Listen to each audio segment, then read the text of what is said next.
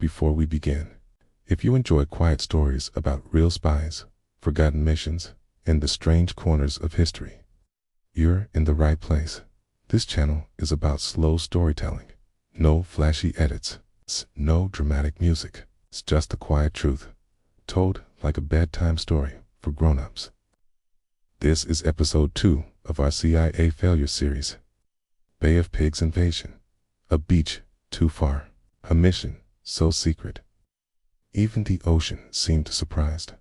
So if you're new here, consider subscribing. It's free, and it tells me you want more stories like this. Now, let's begin. This is genuinely one of the most insane stories I've ever heard. And this isn't some obscure footnote in history. This is so embarrassing for the U.S. that they literally tried to pretend it didn't happen. This is the story of the Bay of Pigs invasion, aka a beach too far. Now, if you've got any knowledge about the Cold War, then you probably know about the Cuban Missile Crisis, when the world was brought to the brink of nuclear war by American and Soviet missiles parked 90 miles away from each other on this lovely little island. But what you may not know is that this crisis had been building since 1959. That's when Fidel Castro overthrew the Cuban dictator, Batista, with the help of a bunch of Cuban exiles who'd fled into the U.S. with dreams of returning home as liberators. This made Washington very uncomfortable because they had just spent years propping up Batista's regime despite his extrajudicial killings, torture, rigged elections, and lavish lifestyle funded by organized crime in the U.S. government. So now they're faced with a revolutionary leader who's promised to take Cuba in a new direction, which Americans have a funny word for, and that word is communism. Now, JFK didn't want to let this communist domino fall, so he had two options. First, invade Cuba with full force. But first option? No. Not only did this risk starting a wider conflict with the Soviet Union, but it also ran the risk of uniting the Cuban people against an outside aggressor. You know, kind of like what happened in Vietnam. Second option, do nothing. But second option, no. For one, that would look like a big fat L for the U.S. Secondly, the CIA told him they could actually get rid of Castro for cheap. In fact, even cheaper than the cost of a pack of gum. And here's how. According to their sources on the ground, as soon as they gave the green light, the population of Cuba would spontaneously rise up and overthrow Castro, who would then be executed by firing squad. His generals would either defect or be killed. His entire power structure would collapse. It would be glorious. So of course, JFK went for it. Or did he? Well, it turns out he did, but not without some very specific instructions. He wanted this to be a secret mission, though I'm not entirely sure why. Like, oh, well, it's gonna be so top secret, in fact, that you should probably tell literally nobody about it, including the guy who's president of the United States. Brilliant idea.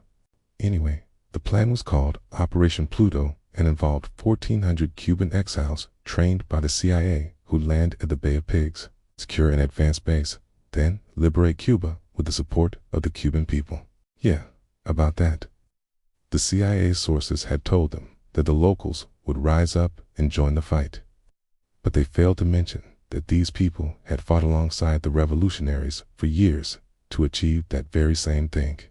So instead of liberating Cuba, the exiles were either slaughtered or captured within 72 hours. Okay? And the whole operation was such a disaster that the CIA was able to cover it up for less than a day. Before, newspapers around the world were exposing their every move.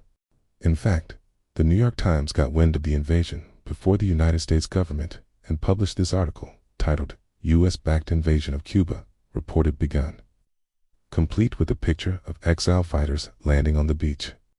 How did they get this picture? Well, thanks to one of JFK's top advisors leaking the photo to them. But hey, good thing this wasn't supposed to be a secret or anything. So how did the U.S. government cover up this colossal failure? Hell, the Washington Post published this article the following day with a totally believable lie, claiming that it was, quote, a well-intentioned but badly managed attempt at a popular uprising. What? Okay, so it turns out that while the U.S. did back the invasion, it wasn't actually trying to overthrow Castro.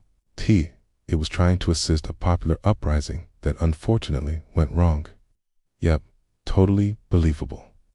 But honestly, this cover-up might have worked too, except for one teeny tiny problem.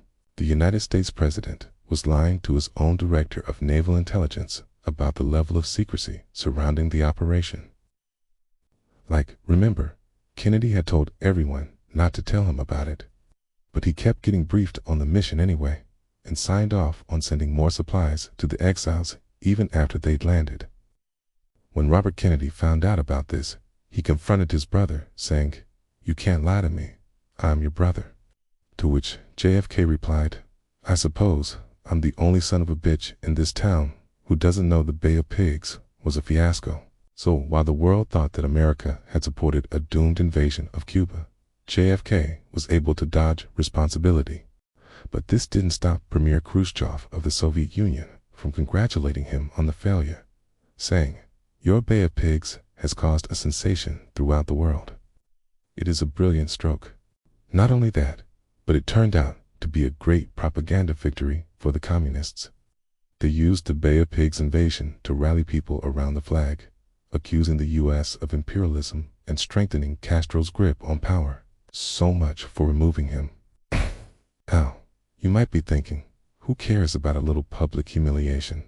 After all, we ended up with the sweet taste of vengeance 6 months later during the Missile Crisis.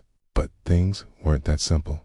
The reason the Bay of Pigs invasion happened at all was because the U.S. government was desperate to prevent the spread of communism. And the invasion itself was just one symptom of this larger issue. When the U.S. didn't have a way to influence a country, they resorted to installing puppet dictators, propping them up with money, weapons, whatever it took.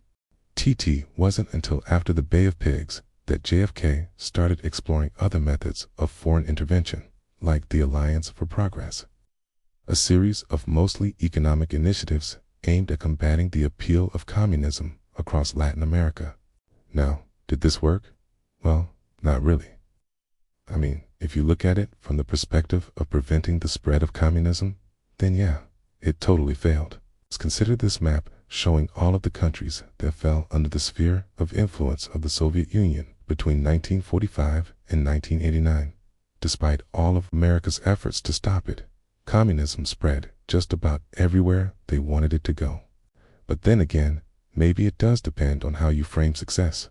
Because if you look at this map showing all the countries that fell under the sphere of influence of the United States during the same time period, see something pretty crazy. The only part of Latin America that fell under the U.S.'s sphere of influence was Cuba, the very country that the U.S. government tried so hard to turn anti-communist. So, in terms of preventing the spread of communism, maybe the Bay of Pigs invasion was a success. But in terms of I don't know, doing anything without looking like a total moron to the entire planet, not so much. And that's why you should subscribe, because now you're going to miss out on our next totally crazy historical event. I'll give you a hint. It involves Hitler, aliens, and a new world order. Wait, never mind. It's just Area 51. But still subscribe so you don't miss out on the real story coming up.